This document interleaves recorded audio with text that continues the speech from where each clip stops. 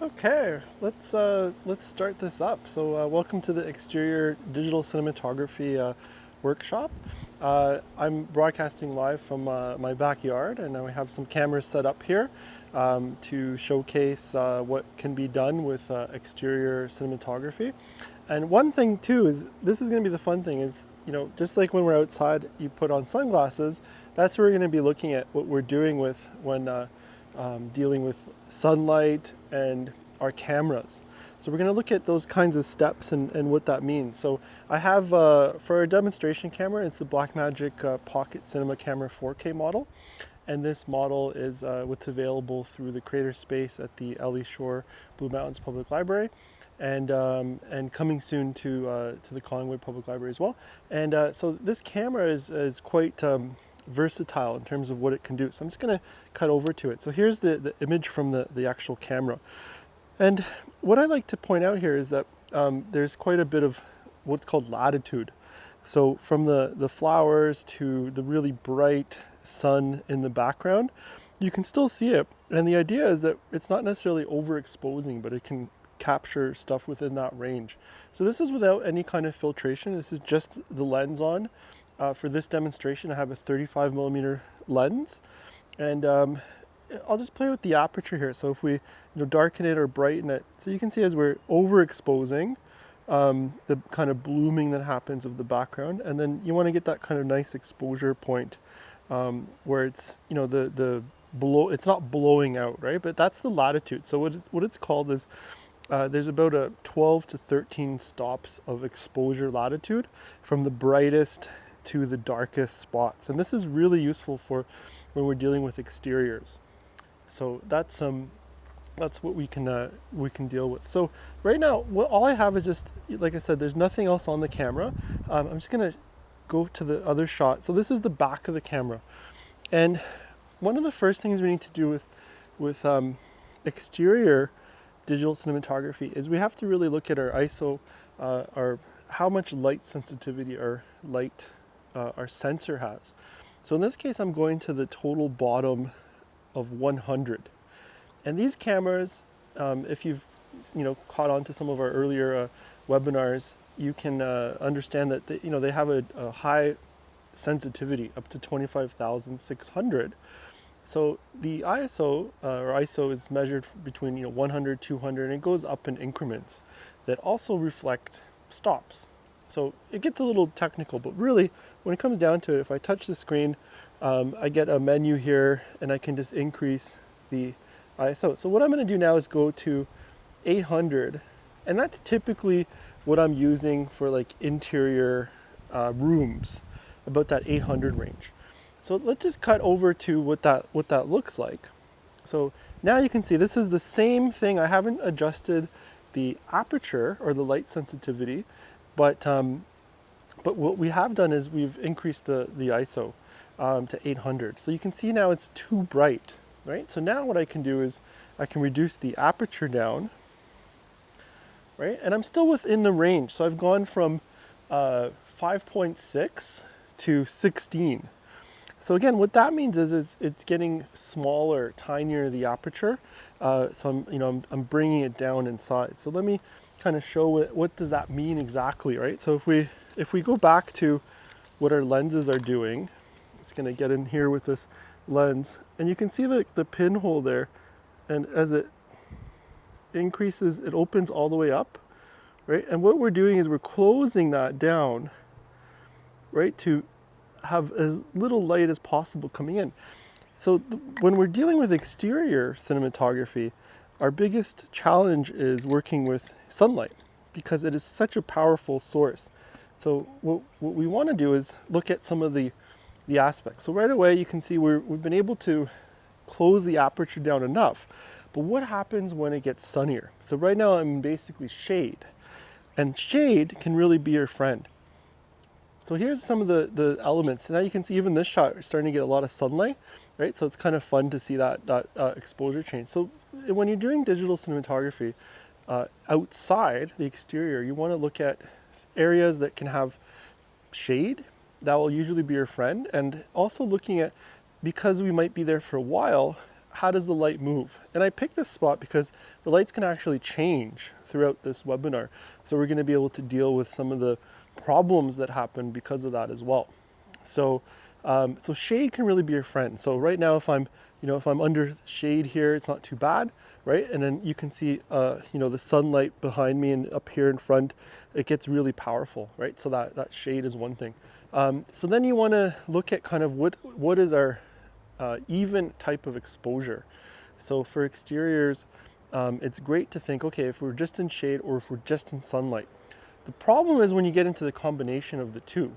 So we can be in shade, but maybe we want to add a little bit of light, right? So let's kind of talk through that and see the steps of what we can do in terms of making this work. Okay, so let's go back to our camera here again. So this is, I've gone to 800 and I've closed down an aperture to 16, right? So, and from the last webinar when we talked about manual cinematography, I just want to go over a couple of the essentials again. So if it's closed down, we get a greater depth of field, right? So that can be fine, but maybe we don't want a greater depth of field. So if we want to be open at 2, you can see how that's totally blown out, right? So it's not really usable at all. It's totally what's called clipped to, too bright. So what I'll do again is I'm going to just go here and change the ISO back to 100.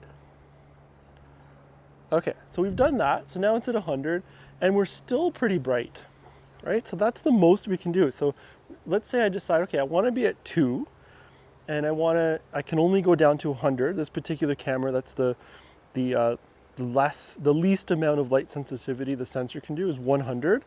So then what can we do? So that's where things like the sunglasses come in play. So when it's too bright, we put on sunglasses. And essentially that's we're putting on a neutral density filter. So we're tinting what we want to add to the lens. So the way this comes is, and this is available in the kit as well. So I'm going to use this Tiffin 77mm ND filter. And that can screw on just to the front of the lens. And what it looks like is basically this. So it's just like a big piece of sunglass. So you're taking sunglasses and putting it on your lens. That's essentially what we do. So let me just spin this around so I can show you guys what it looks like to attach it, right? So I'm just going to take this filter and it has threads and we can just screw it on right to the front, right? So we'll just screw it on like so. Before I do that, let's just quickly have a comparison of what this image looks like. So I'm just going to cut back to the camera here. So this is how it is, right? And now I'm going to put this ND in front of it. Look at what that does, right? It totally reduces the light and it lets me be at T2 or F2, f-stop of 2, right? So it's blown out and that's the correction. So this one is what's called 0.9 ND. And what that refers to, there's all these different numbers and signs, but just basically each 0.369 is one stop. So we're taking it down 369, so that's 3 stops. So that's the 2, right? Putting the filter in front takes it down. So it's the equivalent of me going to 2.8, 4, and 5.6, right? But we see the difference. By closing the aperture down, we've expanded the depth of field. Whereas if I put the filter in front at 2, I get a really interesting blurred background, right? So that allows me to keep that shallower depth of field that we learned in the last webinar. With the more open the lens is, the shallower the depth of field is, right? So that's really great. So I can just use an ND filter and be able to do that.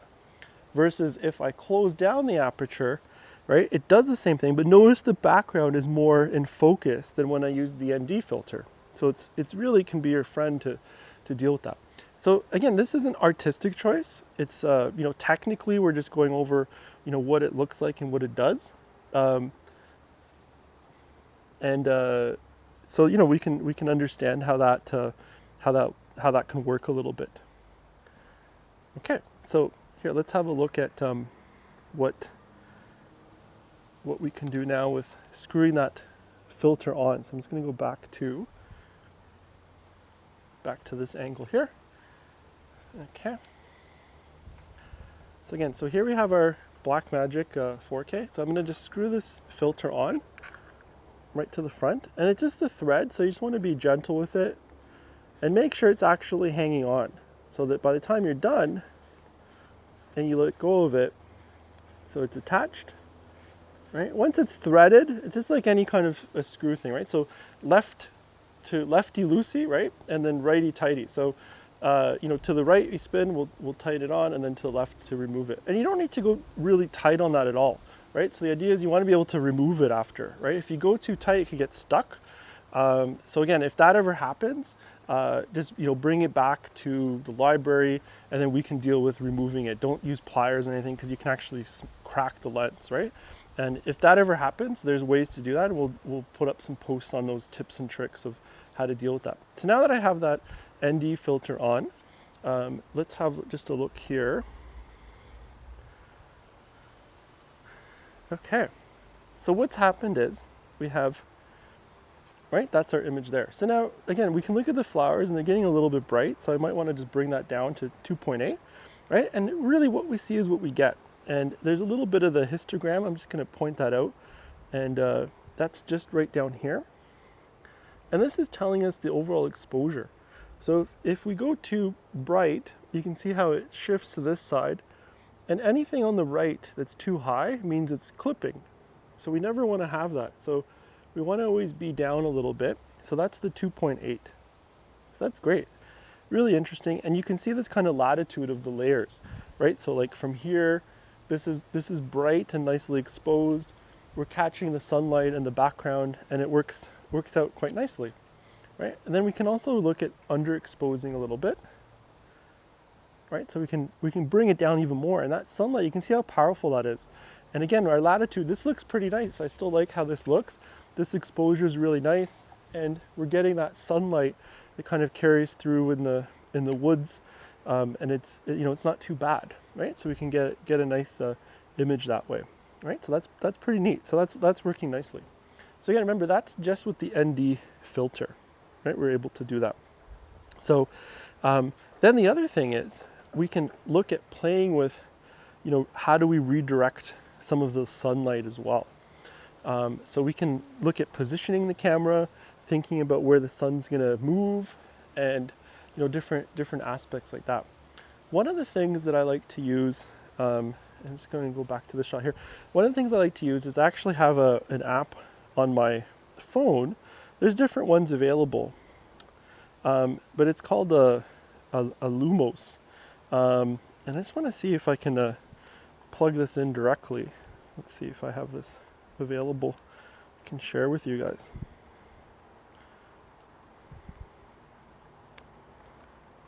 Okay, let's see. Yep, that should be working. Okay, so this is the Lumos, which is really cool. So what this does is, let me just get a little bit of cable here so I have some space. And what it does is it allows me to know where the sun is, right? So by pointing, it shows me the direction of the sun throughout the day, right? So right now, it's right about there, and it's not 100% accurate, but it's pretty cool. So that you can see the sun, and we're right there, 11:15ish or so. That's where the sun is, and it's going to travel up and around. So by using an app like this, that can be very, very useful in terms of getting figuring out the positioning of the sunlight and being prepared for that, so that there isn't really a surprise later. So that can be quite a useful app. So that's a real fun one. So that's called Lumos.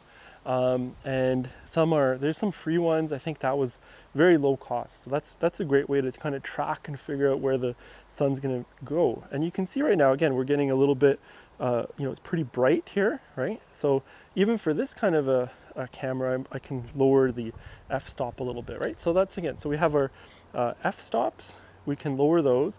Then we have this ND filter, right? And then what we can do is we can look at adding a little bit of bounce to help things out as well. And these reflectors, Again, items that you can get.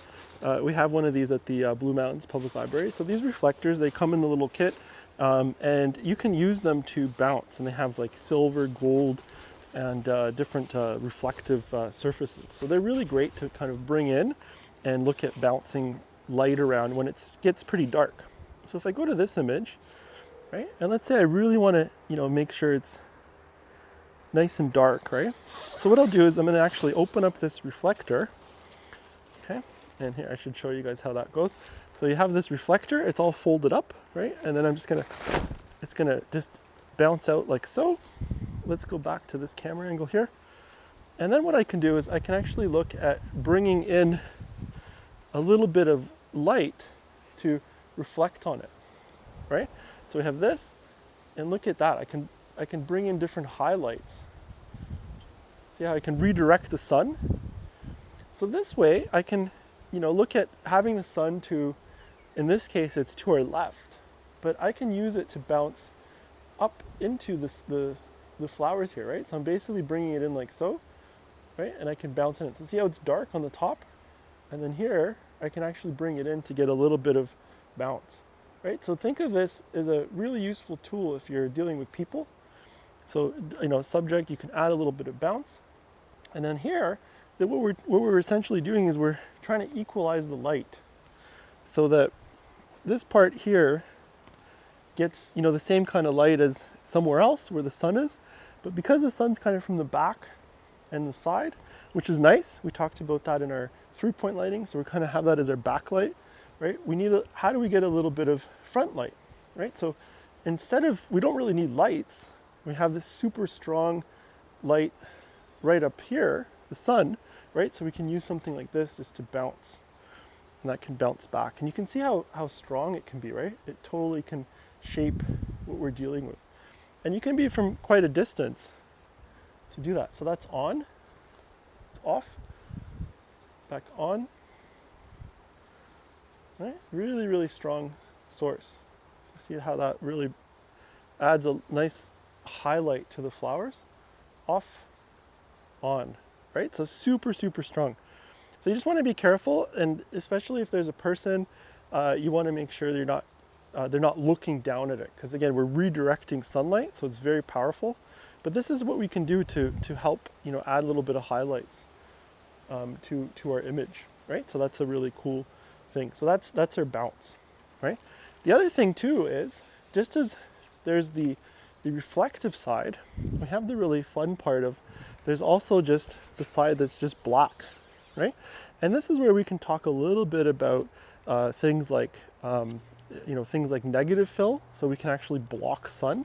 So, I can actually block some of the sun, right, from the image here, and that can really help expose better, so we can block out the image. I know this is in the shot, but imagine if it's not and we're just blocking it out, right? So that's what's called, we can use it as a negative fill. So not just filling it with the reflective side, like we did with this side, we can use the black side to do like a negative, so subtracting light, right? So let's go back to our camera here and look at if we want to remove some of the light. Right? Let's actually go from over this side. Right? So I can start to take some of the light down if I feel that there's too much light, right? So again, that's open, and then I can start blocking some light off. Maybe I want to block it off back here. Right? So different variations, open, right? So and then you can get different sizes of this. So this is about a 48 inch, I think it is. And then you can get, larger ones as well. So that negative can be really interesting to work with, to try to make it, blocked out and so on. Right? So there we go. So that's a really neat thing. The other thing too is this reflector comes with, it's called like a 5-in-1. So we have the ability to use something inside. If you take the outer core off, there's basically just this white translucent piece of material that's, it's semi-opaque, but it's used like to diffuse, right? So now we can do the same kind of thing, but we can do is we can just diffuse the light. It can just be really subtle, just to bring it down a little bit, right? So let me go a little bit more extreme on the exposure. So just to make it a bit brighter, the flowers, okay? And then, we can just diffuse parts of this to bring down that amount of light. So this diffusion can be really useful. Again, this could be placed on top of somebody. So if I'm right here and this is over me, so it's off, right? And then I can have it over me. So if you're interviewing someone, you can have it over the person, and that way it gives you kind of a diffused light, so nothing's too harsh, right? So that's a really nice use of using the diffusion aspect of it. And then what it also has, as I mentioned, it's a 5-in-1. You can flip it around, and there's the gold side. So the gold side's really useful. You can see it's really sparkly. So I'm just going to flip it around, and it just unzips, and it is just a big circular disc. So you just slide on this part. Right, so now I have the gold on this side, and I'm going to close the zipper.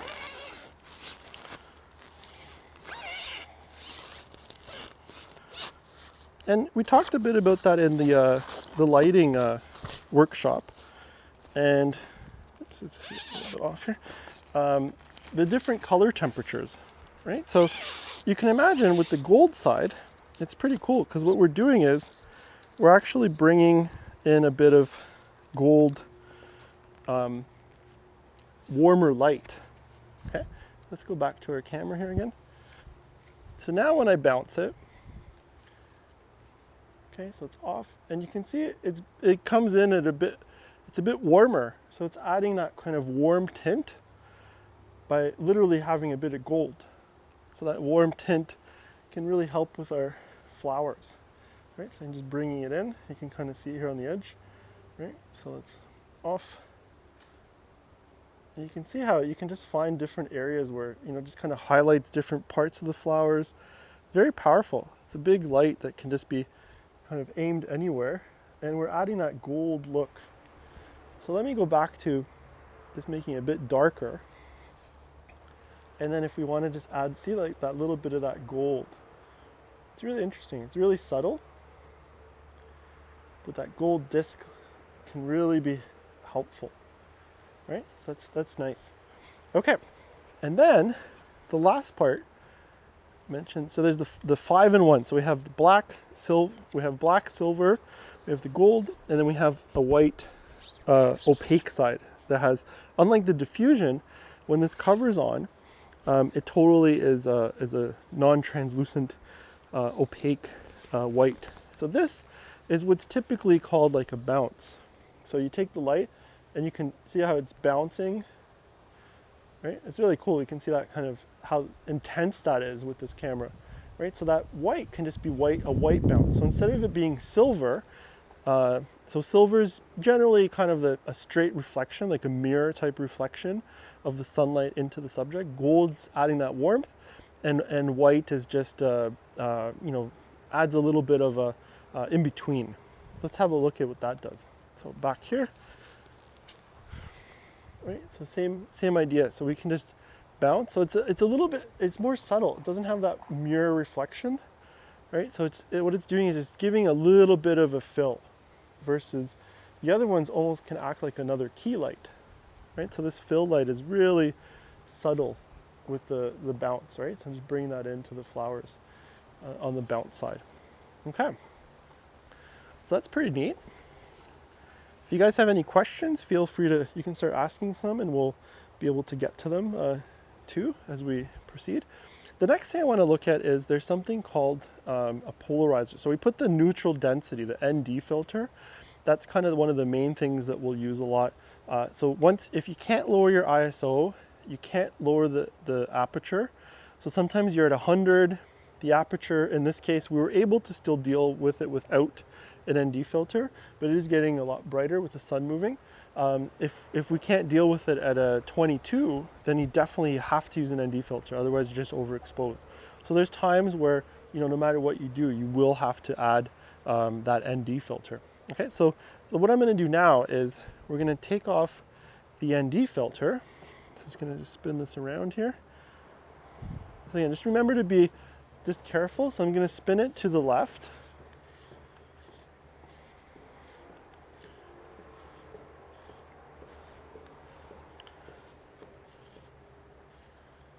Okay, great. And I'm just going to take it off. So remember, let's have a look at that again. So you see how it's just my fingers are behind it, but you can see how it's just a piece of like a sunglass tinted lens, tinted filter that acts just like your sunglasses, right? So it's really simple in its design, but amazing in what it can do. So your ND filters are crucial in exterior digital cinematography, one of the most important things to have available to you.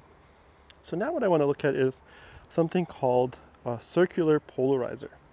And we're going to try and find a good spot for this. But essentially, this is a circular polarizer. It doesn't really have a lot of tint to it. It does take some light down. I believe this one takes 2 stops down versus our ND that does the 3. Right? So, and what this does is you can see it's what it's dealing with is polarizing the light. So it can be used to take down reduce reflections.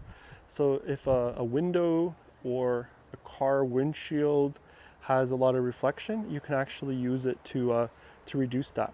And the way that works is it basically can spin through. It spins. So not only does it screw on to the front of the camera, but it also has this internal spinning, and that's why it's a circular polarizer. So it's through the spinning that we're polarizing the light as it enters the lens, and then we can change that. And what it can do is it's great for skies and for water. And typically when we see those beauty photos, and it really comes with a photographic technique, but we can use it for digital cinematography. When you see beautiful photos of from the Caribbean or different water areas, Georgian Bay water, and people will use a polarizer, and you get that really rich blues in it. Okay, so let's look at putting this on. So again, I'm just going to screw that on right to the front, and then I'm going to cut over to this, and we'll give it a whirl in terms of what it can do.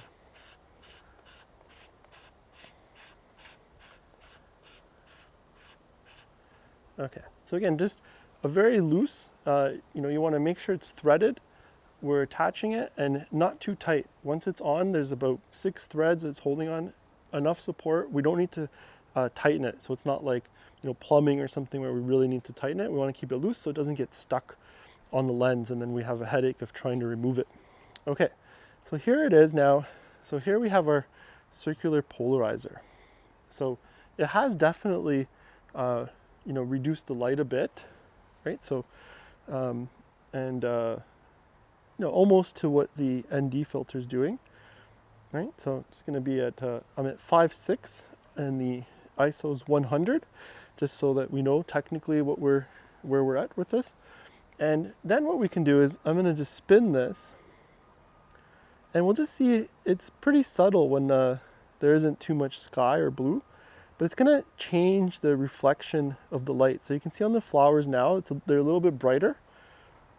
And now when I spin it, that reflection gets a little bit darker. Okay, so let me just look at pointing. We're going to just find a little bit of a spot with some blue sky. So let me just find a little area with that.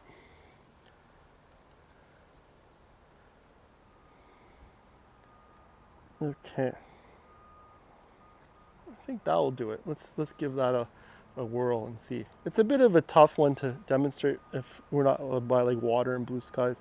But here's how it's going. So it's kind of, you can get a little bit darker in the blue. You can see right over on the tree area on the screen right, it's getting a lot darker. And then it gets a bit brighter. So basically you spin to get the reflections happening. So I'm just going to lower the f-stop. So I'm just at 8 now. And we're going to see if we can get that real richer looking blue by spinning. So you can see how it's getting darker at one point and then it gets a bit brighter. Right? So it's a great tool. And actually let's spin around a little bit more. I think I have a little bit of a better sky on this side right over here. Yeah, this is pretty nice. Okay, so I'm just pointing up at the sky and we're gonna just see what it does. So see how it's less blue? That's actually a good example there. And now as I spin it, see how dark that blue gets, right? It's very rich. Yeah, that's great. It's a little bit, you want to have a lot of that sky to really maximize the effect. So from changing it, so basically it's a circular polarizer. So by spinning it, we're adjusting how the light is entering the lens. So again, there's science behind it. I'm not going to try to explain it. It's a little bit beyond, but it is just the polarizing idea. So it's the same thing with sunglasses. We'll see that a lot. And I know the sunglasses keep coming up a lot today, but sunglasses have that same idea of there's sometimes they're polarized. And that's the same idea, that it gives you a bit of a darker richness to the colors of the sky. And they call that a lot. There's a lot of sunglass manufacturers that will have things that are, they're trying to kind of showcase. So sometimes if sunglasses are polarized, by spinning them, you can actually see different kind of light effects as well. And the other thing that polarized glasses are used for is 3D. When you go to see a movie, they'll be polarized too. In one image, it gives you that illusion of left and right eye and the polarized nature of it. So it's a really cool technique. So once again, I have a plane coming here. There we go.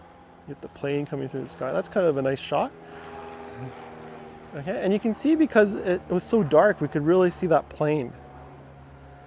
So see, I'm getting a bit darker, and now it's getting really bright and less saturation, right? So there's less blues. It looks a little bit more neutral, and versus the polarized nature of it. So we're gonna just go spin right through it. So I'm just spinning it.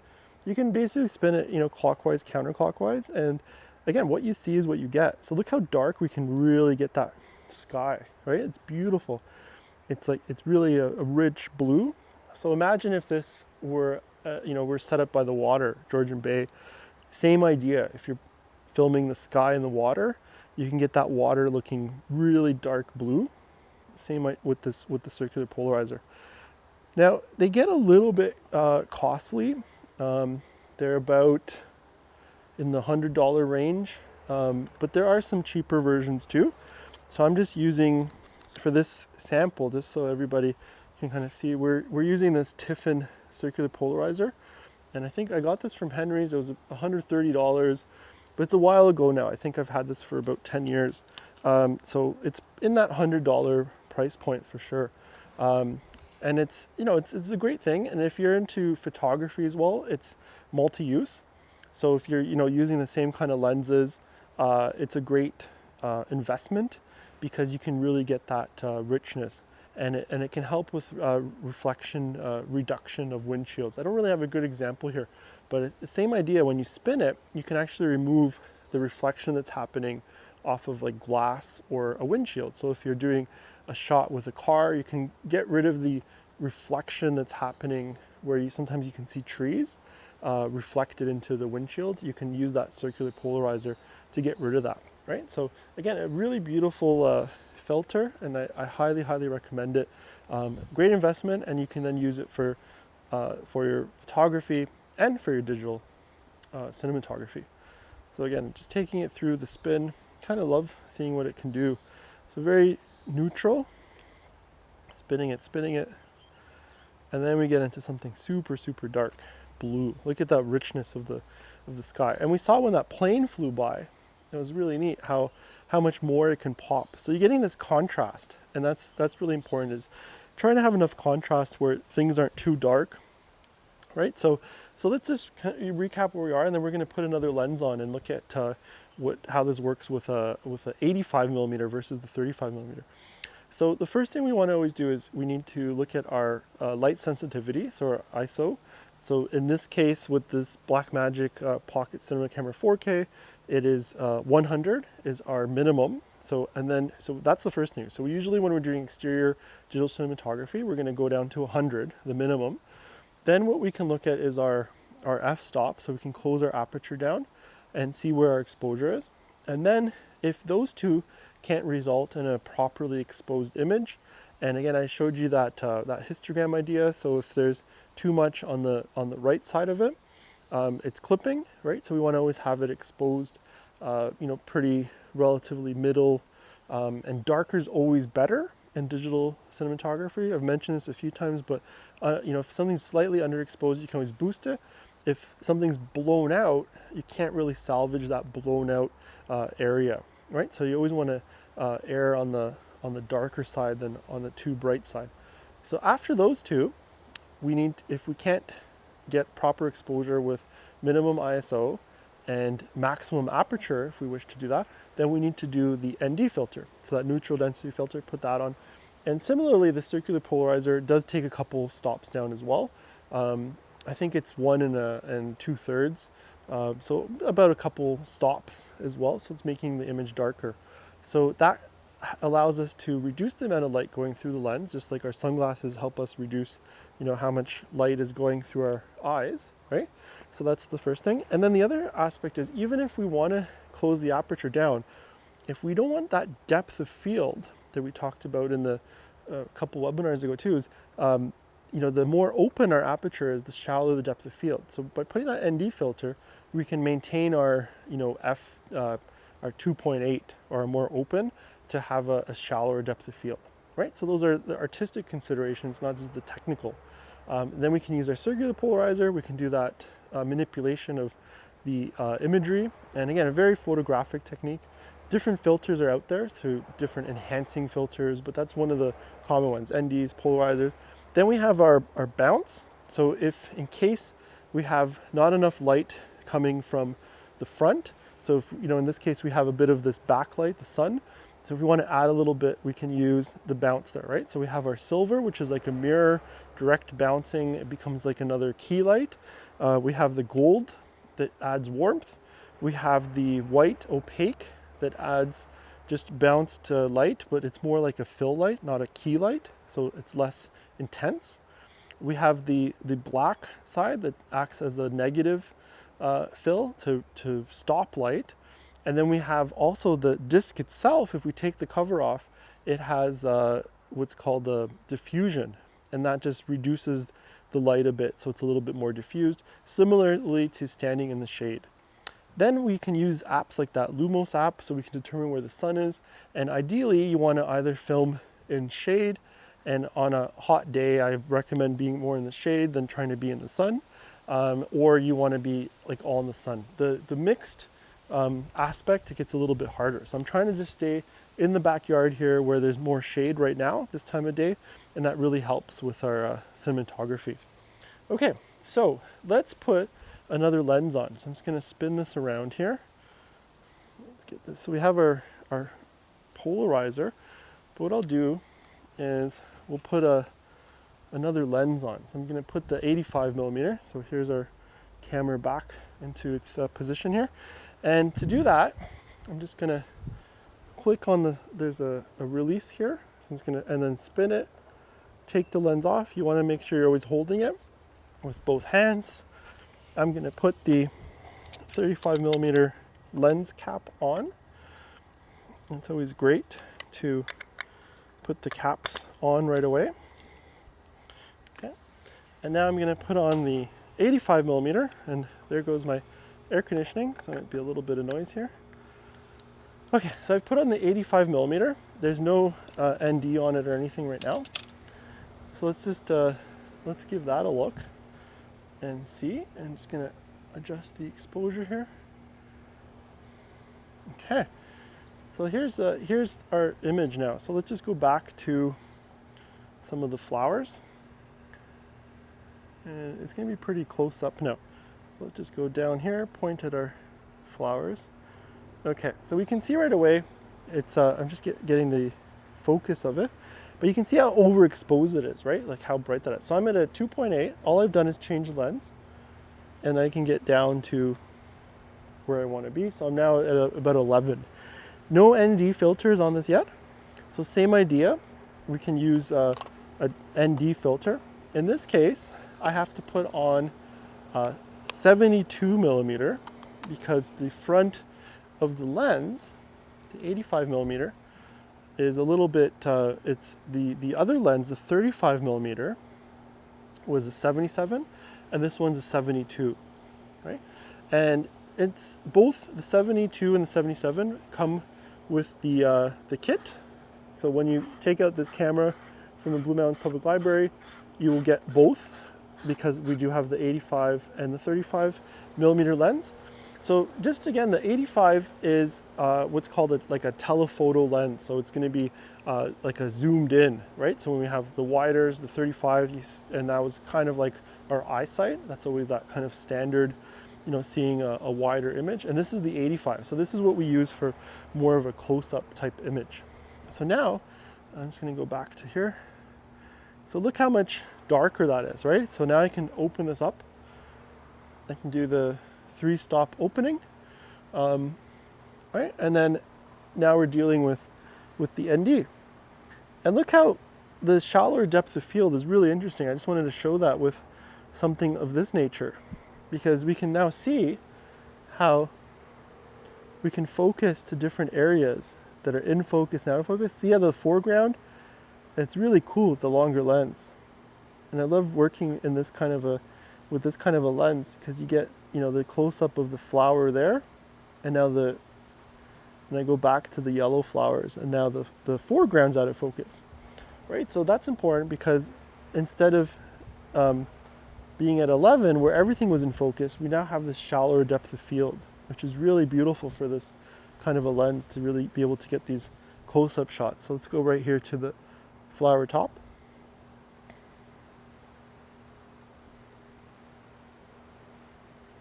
Right, we can see how that can really work.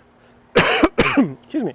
So that really, you know, that ND filter with the 85 millimeter can really enhance what we're seeing and dealing with, right? So we can, again, so this is called focus racking. So I'm going from the background, so you can see it can go all the way to, you know, the distant background, moving to the middle ground, all the way to the foreground. And this, I couldn't do this without the ND filter, because I would be really stopped down, and then I wouldn't be able to get that different focus. And just for the example, let's just take that off really quickly. Okay, and I'll just have it kind of with my hand. So there's the ND, right?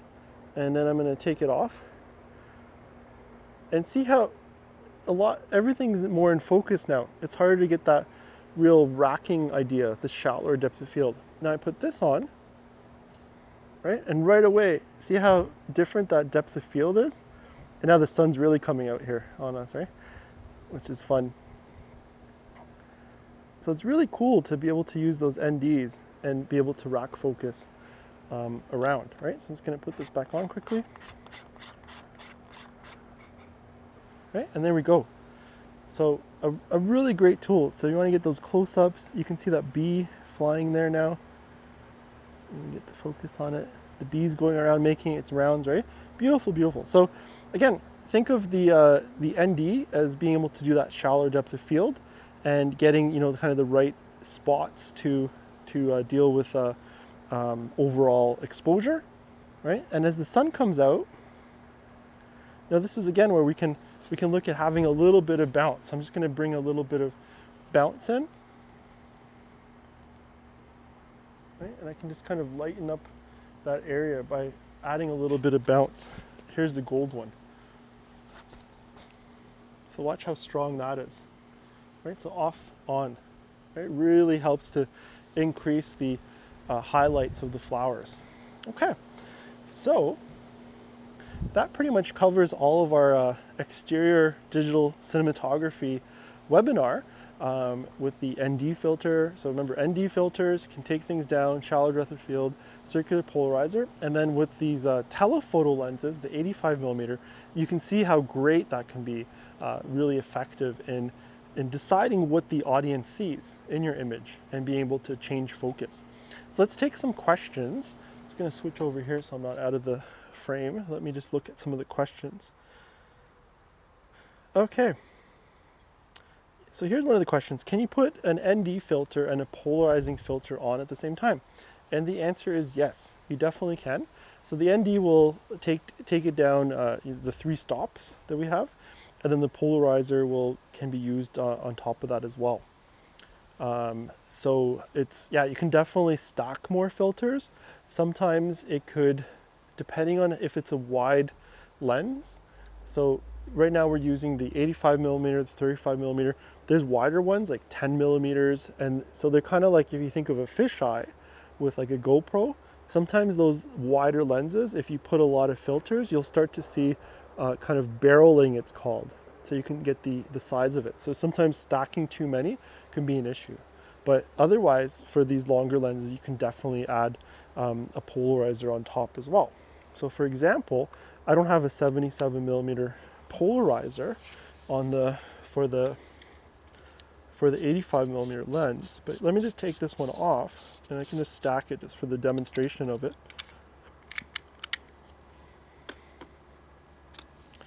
And I'm just going to hold it with my hand. So here's adding the polarizer too, right? So then obviously we just need to open it up a bit more, right? So that's without, and the polarizer. And then we can, yeah, keep spinning it and use it as we desire. So that works out really well. Okay, so one more question here. So yeah, the filter, or sorry, the bounce, the disc, white, silver, gold, black, and yeah, there are the 5 adjusting things with the bounce. And then another question here: focus racking, not focus tracking, and that is correct. Yeah, it is focus racking. So you're racking focus either from close to far, right? So you can see right now my hand's a little bit out of focus, but I should be in focus. I might be moving a little bit, I might be slightly off, but that's the idea. So you can rack from my hand to my face, right? And that's what we were doing with the flowers. So it's called a rack. So you're just deciding whether, if it's the foreground, the middle ground, or all the way in the background, right? With this 85. And the 85, it really does compress the total space. So you can get those really cool out of focus background bokeh images. So, okay. So I think that's all our questions. And yeah, want to definitely thank everyone for joining us on this webinar. By registering, you can also rewatch this through Crowdcast, so you can rewatch and go over any points and try some things out yourself. If you have the opportunity, you can take out the equipment from the Blue Mountains Public Library if you have a library card with the library. And I definitely encourage you to try different filters. If you have photography filters, see if they can work on, if you're using the same lenses, or if you're using your DSLR as a video camera, you can use the same filters, right? All the filters do the same thing. And yeah, play around with the ND and the polarizers and see what you can do. So yeah, thanks again, everyone. And I definitely want to thank all of our partners in this. So we have the Blue Mountains Public Library, the Collingwood Public Library, Wasaga Beach Public Library, and the Canada Council for the Arts. My name is Tom Strand. I'm the lead digital artist, and thank you for joining me for the Exterior Digital Cinematography Workshop. Have a great rest of the day. Take care.